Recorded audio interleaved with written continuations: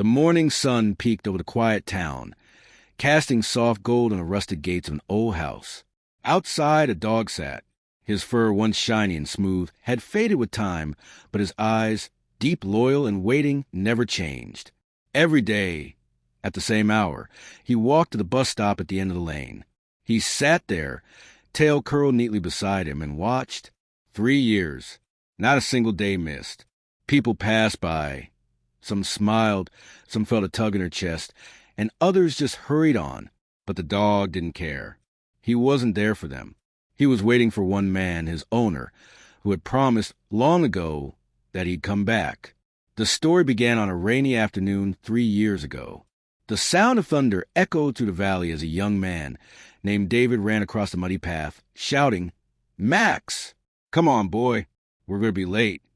A golden retriever bounded behind him, tongue out, tail wagging, splashing through puddles with pure joy. They were inseparable, the kind of friendship you only read about. Max had been with David since he was a puppy, following him everywhere, from morning jogs to lazy Sunday naps on the couch. David was leaving for a job in another city, a new beginning. But that morning, the storm worsened and the roads flooded. His bus barely made out of town. As he leaned out the window, he waved and called out, "I'll be back soon, buddy. Just wait for me." Max ran after the bus until his paws hurt, barking desperately, rain soaking through his fur. He stopped at the end of the road, the last place he saw his human, and sat down. That's where he began to wait. Days turned into weeks, weeks into months. The neighbors thought he'd give up, but Max didn't. Every morning, he trotted to the bus stop. He sat in the same spot, head slightly tilted, eyes scanning every passing bus. When the afternoon came and David didn't appear, Max returned to porch, curled up beside the door, and slept lightly, always ready to wake at the sound of footsteps. The old woman next door, Mrs. Langley, started leaving food and water out for him. "You poor thing," she whispered. "He's not coming back, sweetheart." But Max only wagged his tail weakly as if to say, "He will." When winter came, snow blanketed the streets, and Max's paw prints marked the same frozen path every morning. People began to notice. A few took photos. One young reporter even wrote a small article, "The Dog Who Waits." It spread quietly through the town, and strangers began to stop by just to see him, to bring treats, to sit beside him for a while. But Max's eyes always looked past them, searching for one face. One evening, as the last bus of the day pulled in, Max's ears perked up. A man stepped off wearing a brown coat, just like David's. Max jumped up, tail wagging furiously, heart racing. He barked once, then twice, running toward the man, but when the man turned, it wasn't him, just another stranger. Max froze, then slowly walked back to the spot, laid down, and rested his head on his paws. The bus pulled away, leaving him in a cloud of dust and fading light. That night, Mrs. Langley watched from her window. She saw Max lying by the bus stop, the snow starting to fall again. She sighed and pulled on her coat, stepping out with a blanket. When she reached him, Max lifted his head slightly. "Come on, boy," she said softly, wrapping the blanket around him. "It's too cold out here." He looked at her, then at the road, as if to check one more time. No buses, no footsteps, just silence. Finally, he let her guide him back to her porch. But even then, he kept his eyes toward the lane, watching. The next morning, the town woke to find the bus stop empty. For the first time in 3 years, Max hadn't come. People worried. They asked around, searched the streets, called his name. Mrs. Langley found him in the garden, lying near the fence, still and peaceful. In his paws was an old torn shirt, David's shirt, that he had carried for years. But Max was breathing, faintly, barely. She rushed him to the vet, whispering, "Hold on, Max. Just hold on." As the vet worked to warm him, he murmured, "This old boy's got a strong heart. He's holding on to something." And Mrs. Langley nodded. She knew. He was still waiting. The story of Max spread again, this time far beyond the town. People shared it online, calling him the most loyal dog in the world. Letters arrived at the local post office. A TV crew showed up, and somewhere Hundreds of miles away, a man scrolling through his phone stopped cold when he saw a picture. It was Max. His heart dropped. David hadn't meant to disappear. An accident during his journey had left him in the hospital for months, then struggling to rebuild his life. He thought Max had been adopted by a friend. He never imagined his best friend had been waiting all this time. David whispered, "Oh, God, Max," and booked the first bus home. As the bus neared the town, the driver said, "You here for that famous dog?" David nodded silently. His hands trembled as he looked out the window. The familiar streets coming into view. He prayed he wasn't too late. The bus slowed at the stop, the same place where it had all begun. But Max wasn't there. David stepped off, scanning the street, calling out, "Max? Max, it's me." His voice cracked in the cold air. For a long moment, nothing, just the sound of wind through the trees. Then a soft bark echoed from down the lane. David turned sharply, and there, limping but determined, came Max.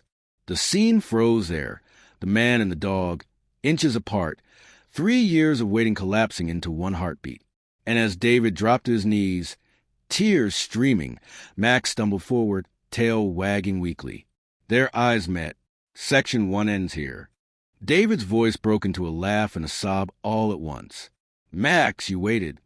He dropped to the ground, wrapping his arms around the trembling dog. Max pressed his face against David's chest, breathing in the scent he never forgot.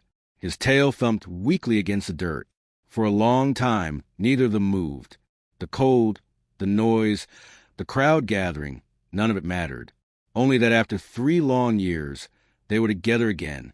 Mrs. Langley hurried out of her house, eyes wide with disbelief. "You're home," she whispered. David looked up, tears streaking his face. "He never stopped waiting," she said. David nodded, his voice shaking. "Neither did I." They carried Max inside, wrapping him in blankets by the fire. The vet arrived soon after, checking his heartbeat, his temperature. "He's weak," the vet said quietly, "but he's still got fight left in him." David stayed by his side all night. He talked softly, telling Max everything, the accident, the years of recovery, the guilt that ate away at him. "I thought you'd moved on, buddy," he said, stroking his fur. "I should have known better." Max let out a faint sigh and rested his head on David's lap. Morning came, and sunlight filled the small living room. For the first time in years, Max didn't walk to the bus stop. He didn't need to. His person was home. Neighbors stopped by to see them, some bringing food. Others just wanted to witness what they called a miracle.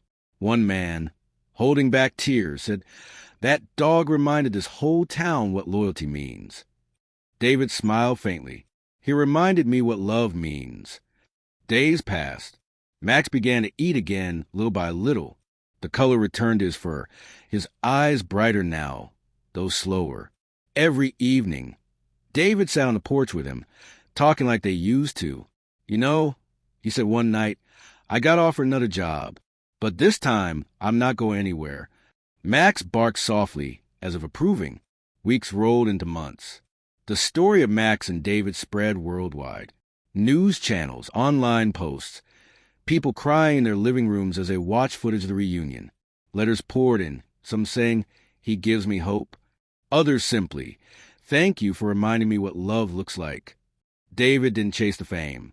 He stayed in the quiet town, fixing up the old house, and spending every moment with Max. They took short walks along the lane where it all began. Sometimes, David would stop at the bus stop and smile. "You really waited right here, huh?" he'd whisper. Max would wag his tail and nudge his hand, as if to say, "I told you I would." But time has its own plans. One spring morning, David woke to find Max lying still beside the porch steps. His eyes were closed and his breathing calm. There was no pain, no struggle, just peace. In front of him lay that same old shirt, David's shirt, the one he carried through every season. David sat beside him for hours, holding his paw. No tears at first, just silence. When the wind brushed through the trees, he finally whispered, "You kept your promise, Max." "I'll keep mine." The town gathered for Max's farewell. People brought flowers, toys, small notes. They buried him under the big oak near the bus stop, the place where his story began. David placed a small plaque beside it. For Max, the one who never stopped believing. Every evening after that, David walked to the same spot, sitting quietly as the sun went down. Sometimes he talked. Sometimes he just watched the buses go by.